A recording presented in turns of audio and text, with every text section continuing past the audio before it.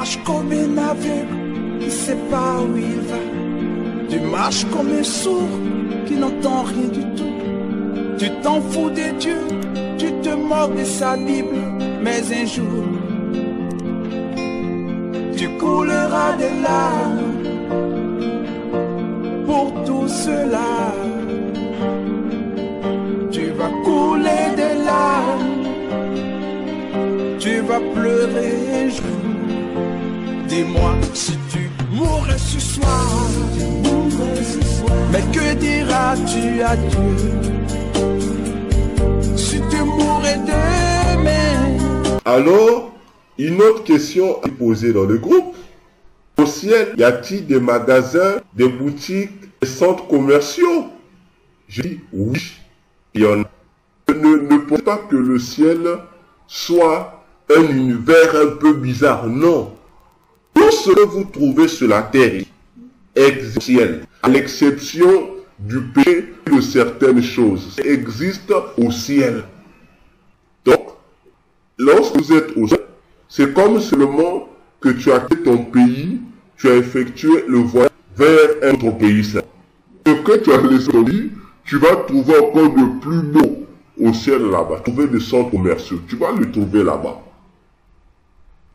À la différence, c'est que les centres commerciaux, les boutiques et autres là-bas, c'est pas payant. C'est pas payant comme sur la ici. Non, là-bas c'est gratuit. C'est gratuit.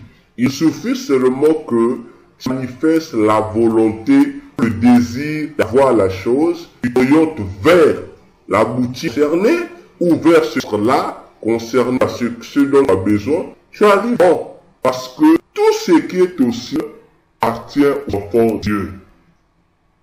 Voyez-vous, c'est juste là-bas.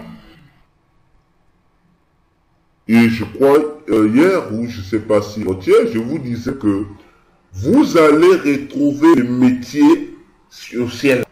Donc, si tu es mécanicien sur la terre, ne pense pas que lorsque tu vas aller au ciel, comme Apocalypse 14, 13 a dit, que ceux qui ont Christ se reposent aux œuvres.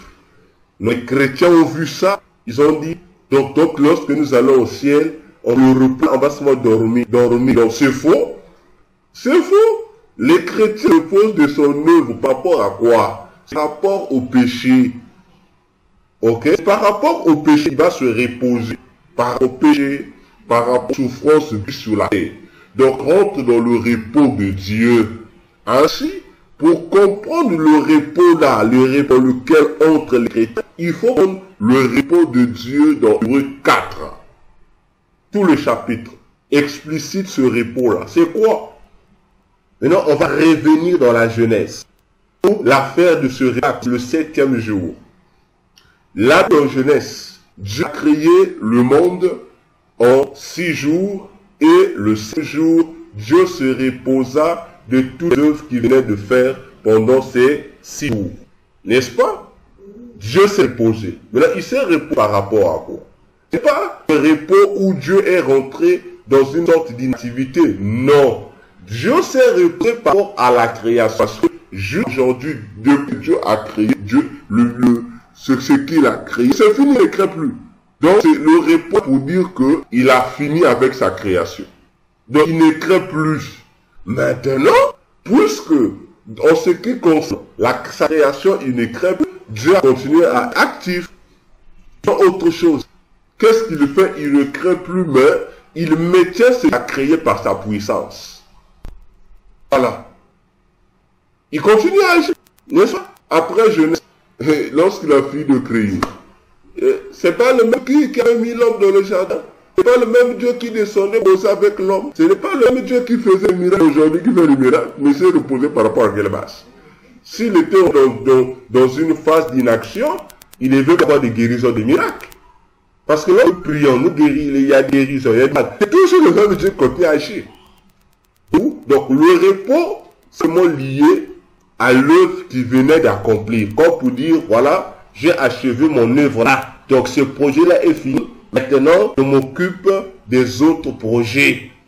Même aussi, le chrétien meurt, tu t'es de tes œuvres. Tu n'auras besoin ici au ciel là-bas d'aller pour évangéliser les gens, comme ici sur la terre. Tu ne peux marcher sous le soleil pour évangéliser les gens. Non, non, non, ça c'est fini. C'est très fini. C'est fini. Tu as une course. Comme disait Paul, la course est achevée. Tu as pu courir. Maintenant, tu rentres dans le repos pour faire d'autres activités qui t'attendent dans le royaume de Dieu. Alors, le métier que tu fais sur la terre ici. Donc, si tu étais médecin, sache que au ciel, tu vas poursuivre avec ta mécanique. Voilà, dès que tu arrives au ciel, on te voit, tu ne seras pas là tous les jours devant le trône. Oh Dieu, tu es ça. Non, il y aura un temps où vous allez venir pour le culte. Et un autre temps, vous allez vaguer à vos préoccupations. Tu vas perfectionner le métier que tu as appris sur la terre. Là-bas, les anges sont formés. Parce que la vie continue au ciel. La vie continue au siège. Ça continue. Voyez-vous? Et ceux qui n'avaient pas de métier, là-bas, on va vous donner des métiers. On va vous donner des métiers. Ça existe au ciel. On va vous donner des métiers. Par rapport à toute façon, là-bas, tout le monde a compétence. On vous donne la compétence de faire ce que tu veux faire. Ce que tu veux faire. Ce que tu veux entreprendre. On fera ça là-bas. Je prends un verset que vous connaissez bien. Dans Ésaïe 55, verset 3. Dans le livre avec vous. C'est un verset que nous sommes bien. Mais nous ne savons pas que ce verset explique un fait. Ésaïe 55, verset 1 à 3.